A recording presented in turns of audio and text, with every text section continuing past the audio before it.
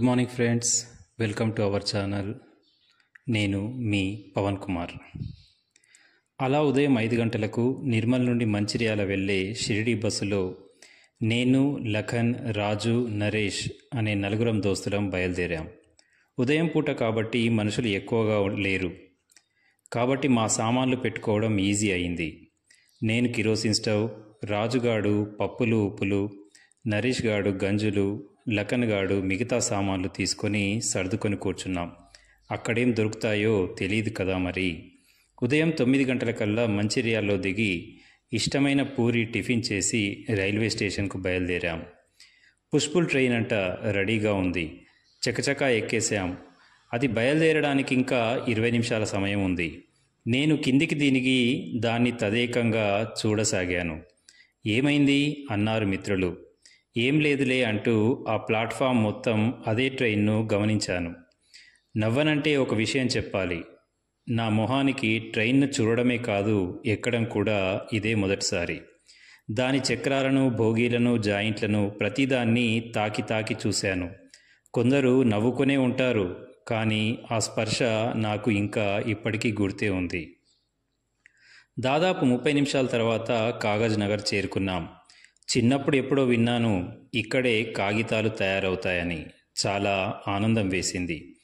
అక్కడ దగ్గరలోనే ఎంఈఓ గారు ఉండడం వల్ల ఆయనకు జాయినింగ్ లెటర్ ఇచ్చేసాం. ఇక మేము వెళ్ళే ఊర్ల వైపుగా బయలుదేరాం. అప్పుడే బస్సు వచ్చేసింది. ఒక్కసారిగా జనాలు తోసుకుంటూ ఎక్కసాగారు. కష్టంగానే సామానంతా పైన ఎక్కించేసి మేము ఒక మూలన కూర్చున్నాం. జనాలు ఎక్కుతూనే ఉన్నారు. ఒకే బస్సులో 2 బస్సుల మంది జనాలు. ఇంకో బస్సులో రావచ్చు కదా అన్నాడు మావాడు ఒకరితో. ఉన్నవే 2 బస్సులు. ఒకటి బెజ్జూరు వైపు వెళ్తే ఇంకొకటి కాగజ్ నగర్ వైపు వస్తుంది. ఇంకో బస్సు రావాలంటే ఇంకో 2.5 గంటలు ఆగాలి. ఇలాగే ఆగామంటే నిలబడడానికి కూడా చోటు దొరకదు అన్నాడు నవ్వుతూ. అటు వంగుతూ ఇటు వంగుతూ పడవ ప్రయాణంలాగా సాగింది మా ప్రయాణం. దాదాపు 2 గంటలకు పెంచకల్పేట చేరుకున్నాం. ఆ ఊరు పేరు కొత్తది కదా, ప్రతి స్టేజ్లో ఇదేనా అని అడిగేసరికి కండక్టర్ గారికి కాస్త కోపం వచ్చింది. ఆ ఊరు రాగానే నేనే చెబుతానయ్యా అంటూ దండం పెట్టాడు పాపం. బస్సు దిగేసరికి ఒళ్ళంతా కుదేలయ్యింది. లగేజ్ అంతా దించేశాం. ఆశ్చర్యం, ఎటు చూసినా జనాలే, ఎటు చూసినా దుకాణాలే. బహుశా పెద్ద పల్లెటూరేమో అనుకుంటూ ఓ టీ షాప్లోకి వెళ్ళాం. మమ్మల్ని చూసి ఊరికి కొత్త, ఎవరు మీరు అన్నాడతను. మేము కొత్తగా వచ్చిన సార్లము అన్నాం. అంతే, రండి అంటూ అక్కడ కూర్చున్న నలుగురిని లేపేసి బెంచి తుడిచి మరీ మమ్మల్ని కూర్చోబెట్టాడు. ఆనందం అనిపించింది. చెప్పండి సార్లు, ఏం తాగుతారు అన్నాడు. టీ ఇచ్చి ఎక్కడికి వెళ్ళాలి అన్నాడు. మామ ఊరి పేర్లు చెప్పేశాం. తూర్పు వైపు 2 కిలోమీటర్లు వెళ్తే ఎల్లూరు, పడమర వైపు 5 కిలోమీటర్లు వెళ్తే లోడ్పల్లి దాటి ఇంకో 7 కిలోమీటర్లు వెళ్తే జయిందుపూర్, ఉత్తరం వైపు 4 కిలోమీటర్లు వెళ్తే ఎర్రగుట్ట వస్తుంది అన్నాడు చకచక. నీ పేరేంటన్నా అన్నాను. జమాల్ అన్నాడు నవ్వుతూ. ఆటోలు ఉంటాయి, త్వరగా వెళ్ళండి, ఆ సామాన్ ఇంతా ఇక్కడే పెట్టి అన్నాడు. నేను, లఖన్ ఒక ఆటోలో, మిగతా వాళ్ళు వేరే ఆటోలో బయలుదేరాం.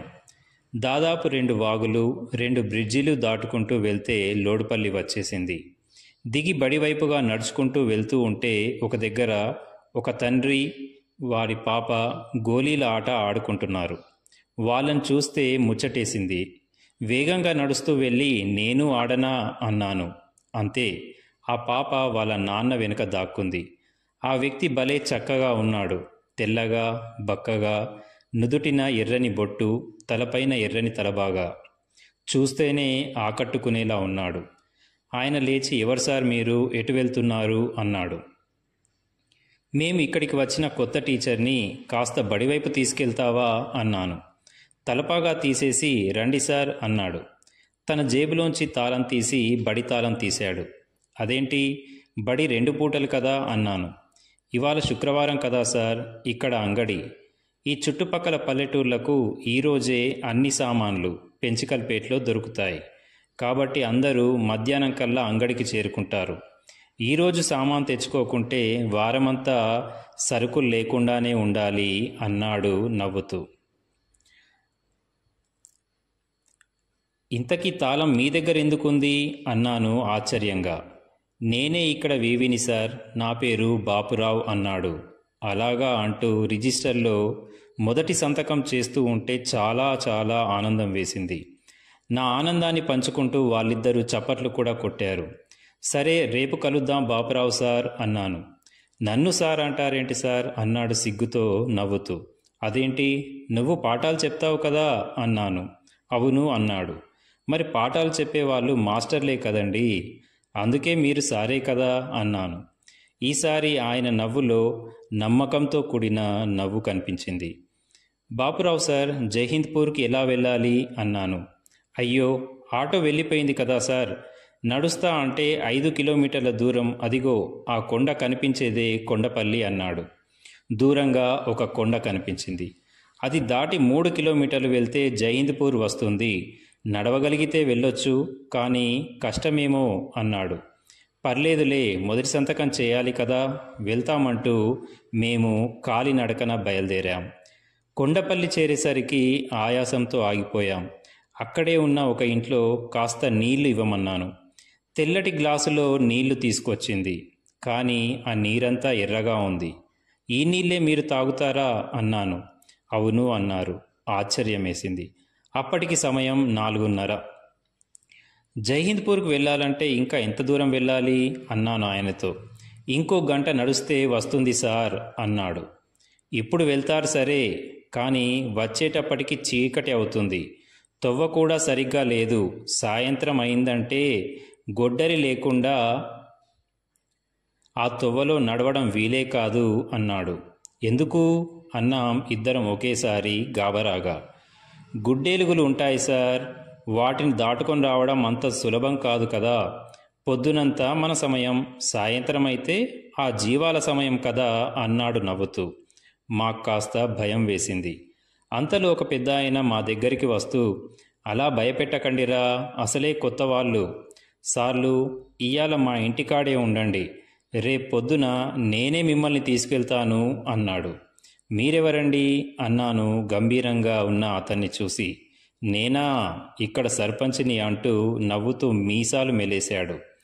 మేము ఎవరమో తెలియదు కదా, మమ్మల్ని ఉండమంటున్నారు అన్నాను కాస్త ఆతృతగా. అదేంటి, మీరు మనుషులే కదా అన్నాడు కళ్ళెగరేసి ఒక నవ్వు నవ్వుతూ. ఎక్కడో తగిలింది నాకు ఆ మాట కాస్త గుచ్చుకున్నట్టుగా. అప్పుడే అమ్మ మాట గుర్తుకొచ్చింది. అక్కడ కూడా ఉండేది మనుషులేరా అన్న మాట గుర్తుకొచ్చి చేతులెత్తి నమస్కారం చేశాను మనస్ఫూర్తిగా. అంతలో పెంచుకల్పేటకు వెళ్ళే ఆటో వచ్చింది. సర్పంచ్ గారు ధన్యవాదాలు, మేము రేపు మళ్ళీ ఉదయం వస్తాం. అక్కడ మా దోస్తులు మా గురించి గాబరా పడుతూ ఉంటారు మేం రాలేదని. ఏమనుకోకండి, రేపు మళ్ళీ కలుద్దాం, ధన్యవాదాలు అంటూ ఆటో ఎక్కాం. సరే సార్లు, పర్లేదులే, ఇదిగో ఈ పండ్లు తింటూ వెళ్ళండి అన్నాడు మా చేతిలో పెడుతూ. అబ్బే, ఇప్పుడెందుకులేండి, వద్దు అన్నాను మొహమాటంగా. ఎప్పుడు తిన్నారో ఏమో, బాగా అలసిపోయారని మీ మొహాలే చెబుతున్నాయి. పని ఇయ్యాల కాకపోతే రేపు చేసుకోవచ్చు, కానీ కడుపు కాల్చుకుంటామా ఏంటి అన్నాడు ప్రేమగా మా చేతుల్లో ఆ పండ్లను పెడుతూ. ఆటో కదిలింది. నా చేయి గాలిలోకి లేచింది మనస్ఫూర్తిగా సెలవు చెబుతూ. ఆ సాయంత్రం సమయంలో వారి వెనుక అస్తమిస్తున్న సూర్యుడు నాకు సరికొత్తగా ఉదయిస్తున్న సూర్యుడిలా కనిపించాడు. ఫ్రెండ్స్, నచ్చితే లైక్ చేయండి, సబ్స్క్రైబ్ కూడా చేయండి. మీ పవన్ కుమార్.